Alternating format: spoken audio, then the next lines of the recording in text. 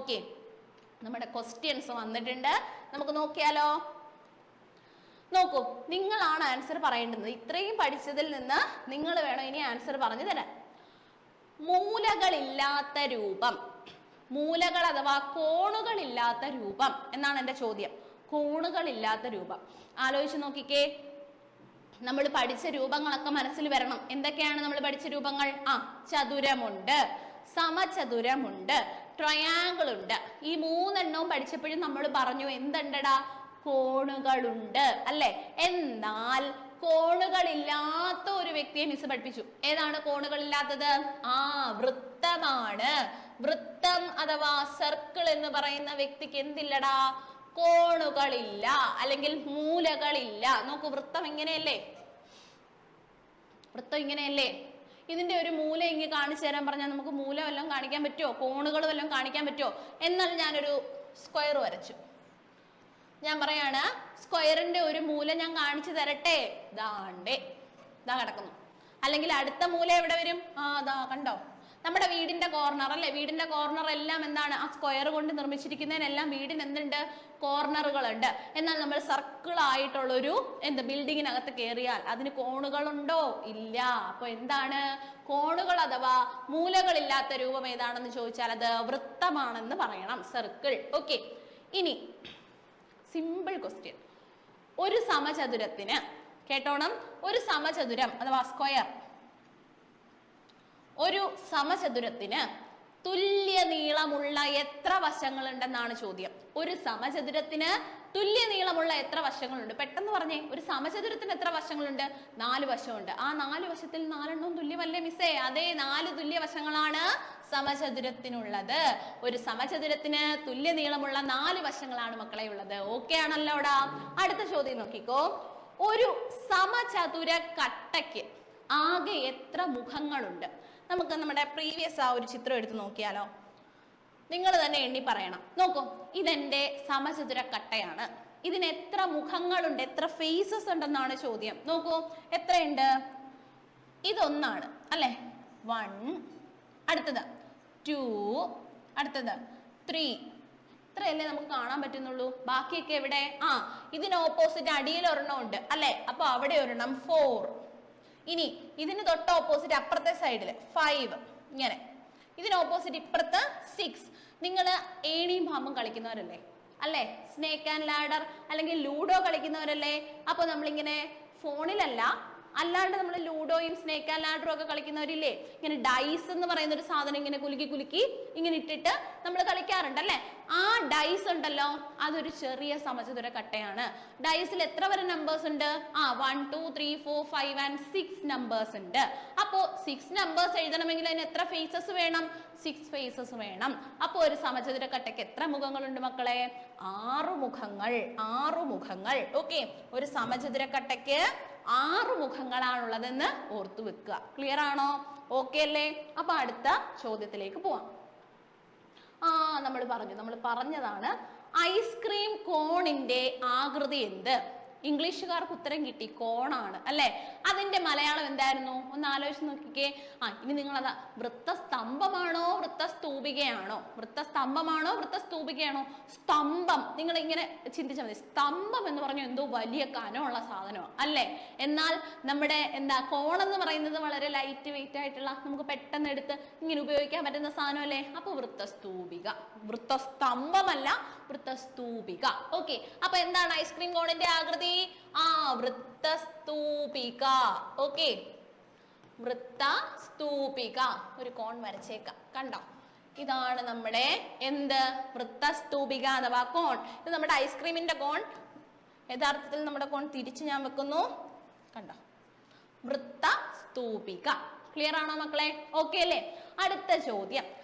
സമചതുരം, ത്രികോണം, ചതുരം എന്നിവയിൽ ഏറ്റവും കുറവ് മൂലകളുള്ളത് ഏതിനാണ്? ഓക്കെ, അപ്പം ചിന്തിക്കാം. സമചതുരത്തിന് 4 കോണുകളുണ്ട് അല്ലെ? സമചതുരം 1, 2, 3, 4 4 കോണുകളുണ്ട്. ചതുരം 1, 2, 3, 4 4 കോണുകളുണ്ട്. ത്രികോണം അഥവാ ട്രയാങ്കിൾ, നോക്കൂ, ട്രയാങ്കിൾ എത്ര കോണുകളെ ഉള്ളൂ? 1, 2, 3 കോണുകളെ ഉള്ളൂ.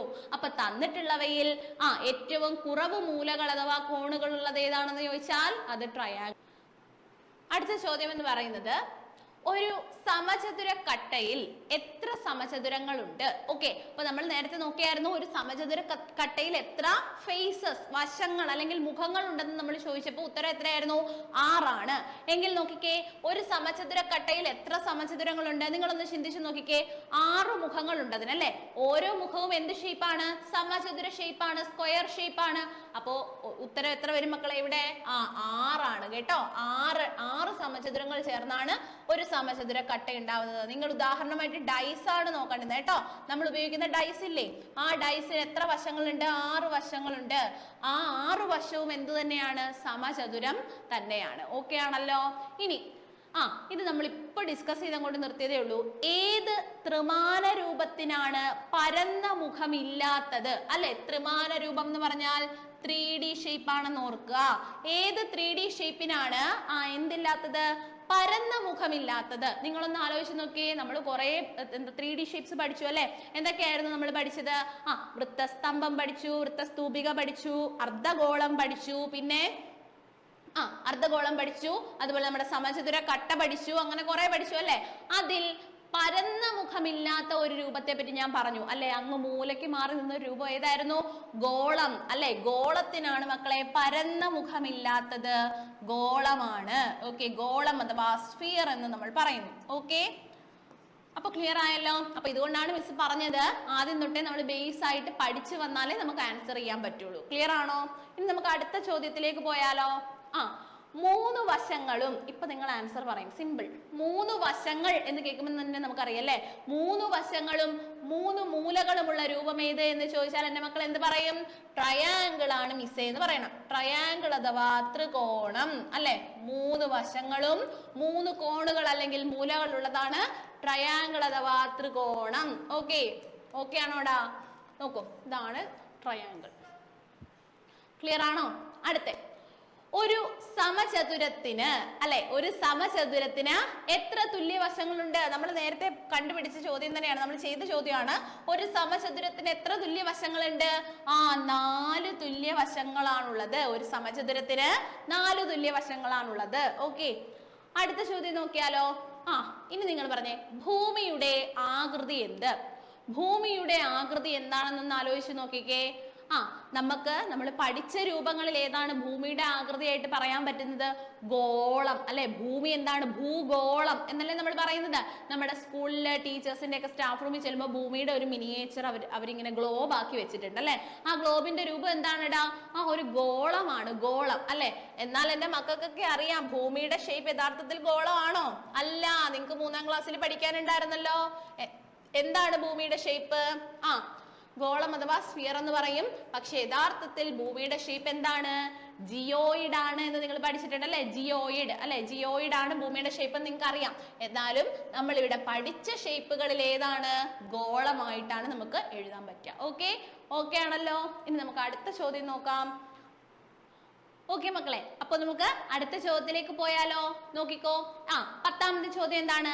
വളഞ്ഞ മുഖവും പരന്ന വൃത്താകൃതിയുമുള്ള രൂപം ഏതാണ്? ഒന്ന് ആലോചിച്ച് നോക്കിയേ മക്കളെ.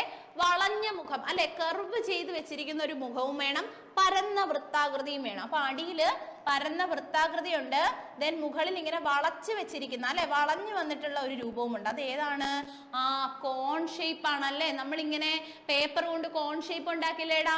അപ്പൊ ഇങ്ങനെ വളഞ്ഞ് വളഞ്ഞല്ലേ ആ ഷേപ്പ് പോകുന്നത്? അതിന്റെ അടിഭാഗം സർക്കിൾ ഷേപ്പുമായിരിക്കും. അപ്പോ വളഞ്ഞ മുഖവും പരന്ന വൃത്താകൃതിയുമുള്ള രൂപം ഏതാണെന്ന് ചോദിച്ചാൽ ഇതിന്റെ എന്താണ്? വൃത്തസ്തൂപിക.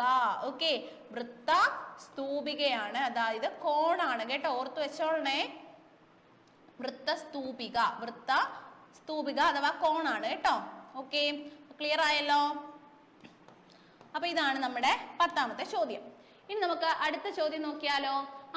ചതുരക്കടലാസിന്റെ ഒരു ചതുരക്കടലാസാണ്, സമചതുരമല്ല, ചതുരക്കടലാസിന്റെ ഒരു മൂല മുറിച്ചു കളഞ്ഞു. ഓക്കെ, ഇപ്പോൾ കടലാസിന് എത്ര മൂലകളുണ്ട് എന്നാണ് ചോദ്യം. നോക്കിക്കോ, നമ്മളൊരു ചതുരക്കടലാസ്, ഒരു ചതുരം വരയ്ക്കുകയാണ്. എൻ്റെ കയ്യിലൊരു ചതുരക്കടലാസ് ഉണ്ട്. ഇതാണ് എൻ്റെ ചതുരക്കടലാസ്. ഓക്കെ, ഇതിൻ്റെ ഒരു മൂല മുറിച്ചു കളഞ്ഞു എന്നാണ് പറയുന്നത്. അതായത് ഈ ഒരു മൂല ഇങ്ങനെ ഞാൻ കട്ട് ചെയ്ത് കളഞ്ഞു. നിങ്ങളൊന്ന് ചിന്തിച്ചു നോക്കിക്കേ, എത്ര ഉണ്ടാവും? പെട്ടെന്ന് നമ്മൾ ചിന്തിക്കുന്നത് എന്താ? ചതുരക്കടലാസിന് 4 മൂലകളുണ്ട് അല്ലെ, അതിലെ ഒന്ന് പോയാൽ 3 മൂല. സിമ്പിൾ അല്ലേ? പക്ഷെ അത് തെറ്റാണ് മക്കളെ. നോക്കൂ, ചതുരക്കടലാസിന്റെ 4 മൂലകളിൽ നിന്നും ഒരു മൂല ഞാൻ കട്ട് ചെയ്യുമ്പോൾ കിട്ടുന്ന ചിത്രം ഞാൻ ഇവിടെ കാണിച്ചു തരാം. നോക്കൂ, ഇത്രയും ഭാഗം ഞാൻ എന്ത് ചെയ്യുന്നു? ദാടാ കട്ട് ചെയ്ത് ഇങ്ങനെ മാറ്റി. അപ്പൊ എങ്ങനെയാണ് നമ്മുടെ ചിത്രം ഇരിക്കുന്നത്? അതാ നോക്കൂ, ഇങ്ങനെ വരും. കണ്ടോ? അങ്ങനെയാണെങ്കിൽ എത്ര മൂലകളുണ്ട് ഇതിന്? മൂലകൾ എന്ന് പറഞ്ഞാൽ 2 വരകൾ തമ്മിൽ കൂട്ടിമുട്ടുന്ന പോയിന്റ് ആണെന്ന് ടീച്ചർ പറഞ്ഞു. അപ്പൊ നോക്കൂ, 1 2 3 4 5. കണ്ടോ? ഇത് ചിന്തിക്കാതെ 3 എന്ന് എഴുതി വെച്ചാൽ ഉത്തരം എന്താണ്? അത് തെറ്റാണ്. അപ്പൊ ഒരു ചതുരക്കടലാസിന്റെ ഒരു മൂല മുറിച്ചു കളഞ്ഞാൽ ഇപ്പോൾ കടലാസിന് എത്ര മൂലകളുണ്ടെന്ന് ചോദിച്ചാൽ എത്രയുണ്ട്? നോക്കിക്കോ, 5 മൂലകളാണുള്ളത്. ഓക്കെ ആണോ? തെറ്റിക്കരുത് കേട്ടോ ഇങ്ങനത്തെ ചോദ്യങ്ങളൊക്കെ വരുമ്പോ. ഓക്കെ, ഇനി നമുക്ക് നമ്മുടെ ടെക്സ്റ്റിലുള്ള കുറച്ച് ക്വസ്റ്റ്യൻസ് ഒന്ന് നോക്കി പോയാലോ? പെട്ടെന്ന് നോക്കി പോവാം. നോക്കിക്കോ, താഴെ തന്നിരിക്കുന്ന ചിത്രങ്ങളിൽ ചതുരത്തിന് ടിക്ക് മാർക്ക് കൊടുക്കുക എന്നാണ് പറഞ്ഞിട്ടുള്ളത്. നിങ്ങൾ പറഞ്ഞ ഇതിൽ ചതുരം ഏതാണ്? ഒന്നാമത്തെ ചിത്രം നോക്കൂ, നമ്മൾ അങ്ങനെ ഒരു ചിത്രം പഠിച്ചിട്ടേ ഇല്ല. അപ്പൊ അത് നമ്മുടെ ആൻസർ അല്ല. 3 ത്രികോണമാണെന്ന് മനസ്സിലായി. ഇനി 2ഉം 4ഉം കിടക്കുന്നത്, 4ാമത് കിടക്കുമ്പോൾ കണ്ടാലേ നമുക്കറിയാം അതെന്താണ്? എല്ലാ വശവും തുല്യമായിട്ടുള്ള ഒരു ചിത്രമാണ്. അതായത് അതെന്താണ് മക്കളെ? സമചതുരമാണ്. അപ്പൊ നമ്മുടെ ബി ആയിട്ട് കിടക്കുന്ന ഇതാണ് നമ്മുടെ ചതുരം എന്ന് പറയുന്നത് അല്ലെ. അടുത്ത അവർ പറഞ്ഞേക്കുന്നത് സമചതുരത്തിന് ചുവപ്പ് നിറം കൊടുക്കാനാണ്. അപ്പൊ നമ്മുടെ സമചതുരം നമ്മൾ കണ്ടുപിടിച്ചു. സമചതുരത്തിന് നമ്മൾ ചുവപ്പ് നിറം കൊടുത്തു. ക്ലിയർ? ഓക്കെ അല്ലേ? അടുത്ത ചോദ്യം നോക്കിക്കേ. മനു ആശംസാ കാർഡ് ഉണ്ടാക്കുകയാണ്.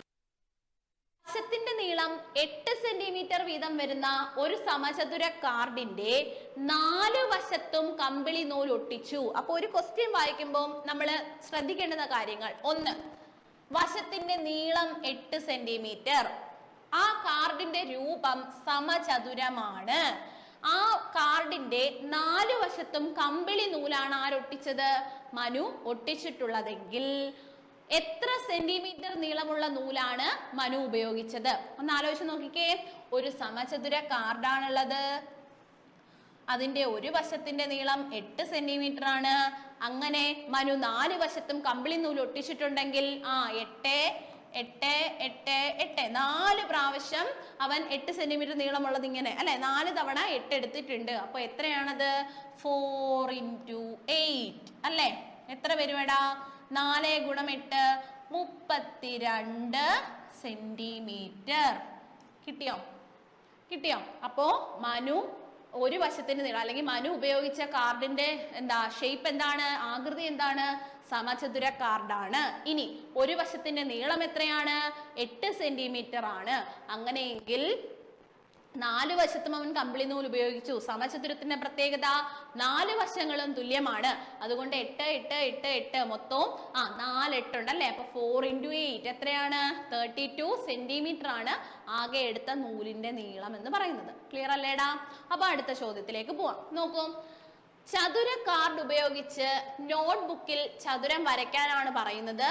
ചെറിയ വശത്തോട് ചേർന്ന് വരുന്ന ഒരു സമചതുരവും വലിയ വശത്തോട് ചേർന്ന് വരുന്ന വേറൊരു സമചതുരവും സ്കെയിൽ ഉപയോഗിച്ച് വരയ്ക്കുക, വശങ്ങൾ അളന്നെഴുതുക എന്നാണ് പറഞ്ഞിട്ടുള്ളത്. മിസ് ഒരു എക്സാമ്പിൾ കാണിച്ചു തരാം.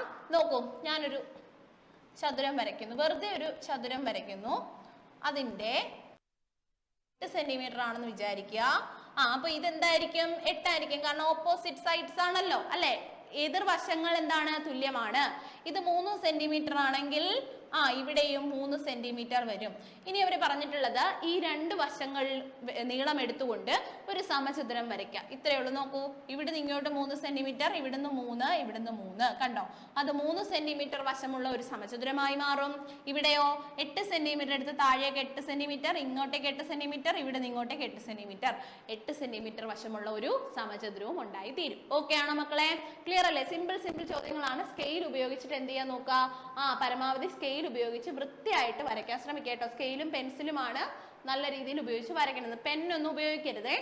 ഓക്കെ, ഇനി നോക്കിക്കോ, താഴെ തന്നിരിക്കുന്നത് ചില രൂപങ്ങളുടെ വശത്തിന്റെ അളവാണ്. അതായത് ചില ഷേപ്സിന്റെ സൈഡ്സിന്റെ ലെങ്ത് ആണ് താഴെ തന്നിട്ടുള്ളത്. ചതുരം വരയ്ക്കാൻ കഴിയുന്ന അളവുകൾ ഏതെല്ലാം? അപ്പൊ നിങ്ങളൊന്ന് ആലോചിച്ച് നോക്കിക്കേ. ചതുരം വരയ്ക്കണമെങ്കിൽ നമുക്ക് എത്ര സൈഡ് ഉണ്ട്? 4 സൈഡ് ഉണ്ട്. അതിലൊരു പ്രത്യേകതയുണ്ട്. എന്താണ്? ഓപ്പോസിറ്റ് സൈഡ്സ് എന്താണ്? ഈക്വൽ ആണ്. എതിർവശങ്ങൾ തുല്യമായതുകൊണ്ട് തന്നെ ഒരു ചതുരത്തിന് എത്ര അളവ് വേണം വരയ്ക്കാൻ? നോക്കൂ, ഇത് 8 ആണെങ്കിൽ ഇത് 8 വരും. അപ്പൊ ഇവിടെ ഒരളവ് മതി, 8. അല്ലെങ്കിൽ ഇവിടെ 3 ആണെങ്കിൽ ഇവിടെ 3. അപ്പോ 2 സംഖ്യകൾ തുല്യമായിരിക്കും അല്ലെ? 2 സംഖ്യകൾ തുല്യമായിരിക്കുന്ന അളവുകളെ വേണം നമ്മൾ ഇവിടുന്ന് ചൂസ് ചെയ്യാൻ. നോക്കൂ, 5, 8, 6, 7 ഇവിടെ ഏതെങ്കിലും തുല്യമാണോ മക്കളെ? അല്ല, എല്ലാം വ്യത്യസ്ത സംഖ്യകളാണ്. അപ്പൊ എ നമ്മുടെ ആൻസർ അല്ല. ബി നോക്കൂ, 5, 6, 7, 9 നടക്കുന്ന കാര്യമാണോ? അല്ല. അപ്പൊ ഇത് തെറ്റാണ്. ഇനി 5, 8, 5, 8 നോക്കിക്കേ. നോക്കൂ, 2 സംഖ്യകൾ ഇവിടെ തുല്യം. 5, 5, 8, 8 തുല്യമാണ്. സോ സി ആണ് നമ്മുടെ ആൻസർ.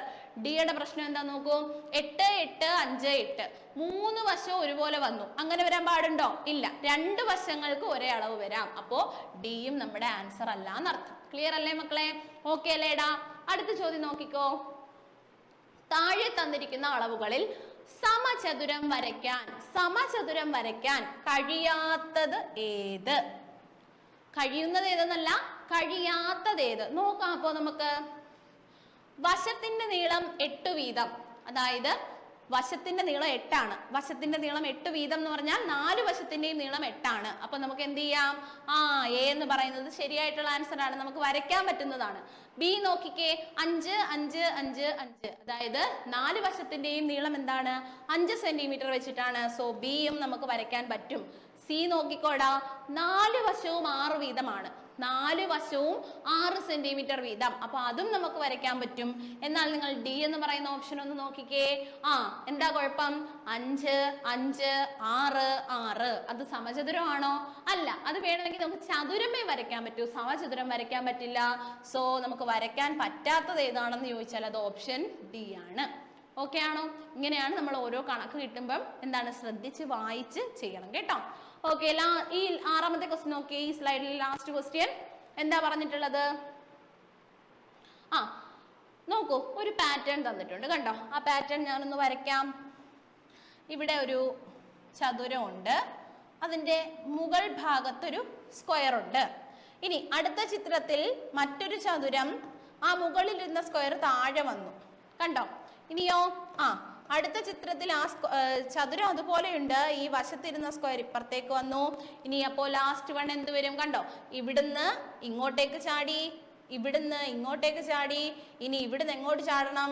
ഇങ്ങോട്ടേക്ക് പോകണം. അപ്പൊ നമ്മുടെ ചിത്രം എന്ത് വരും? ഇവിടെ മുകളിൽ ചതുരമുള്ളത് ഏതാണെന്ന് നോക്കൂ. ABCD ഇതിലേതാണ്? സി ആണ്. കിട്ടിയോ മക്കളെ? ഇതാണ് നമ്മുടെ ശരിയായിട്ടുള്ള ആൻസർ. ഓക്കെ അല്ലേടാ? ഓക്കെ മക്കളെ, അപ്പോ ഇത്രയുമാണ് നമുക്ക് ടെക്സ്റ്റിലുള്ള ചോദ്യങ്ങൾ എന്ന് പറയുന്നത്. അപ്പൊ ഇത്രയും നിങ്ങൾക്ക് മനസ്സിലായെന്ന് വിശ്വസിക്കുകയാണ്. നമ്മൾ ആദ്യം മുതൽ എന്ത് ചെയ്തു? കുറെ രൂപങ്ങളെ പറ്റി പഠിച്ചു അല്ലെ? രൂപങ്ങളെ പറ്റി പഠിച്ചു, അവയുടെ പ്രത്യേകതകൾ പഠിച്ചു, പിന്നെ അവയുമായി ബന്ധപ്പെട്ട കുറെ ക്വസ്റ്റ്യൻസും നമ്മൾ പഠിച്ചു. ഇനി ഈ ഒരു പാറ്റേണിലായിരിക്കും നമ്മുടെ ക്ലാസ്സുകളെല്ലാം പോകുന്നത്. എല്ലാവരും എന്ത് ചെയ്യുക? ഒരു ക്ലാസ് പോലും മിസ് ചെയ്യാതെ കാണുക. എങ്കിലും മാത്രമേ എന്ത് ചെയ്യാൻ പറ്റൂ? നമുക്ക് LSS എഴുതി എടുക്കണ്ടേ അല്ലെ? അപ്പൊ നമുക്ക് സെറ്റായിട്ട് അടിപൊളിയായിട്ട് നമുക്ക് പഠിക്കാം. ഓക്കെ, അടുത്ത ക്ലാസ്സിൽ കാണുന്നതിനും വരെ ബൈ.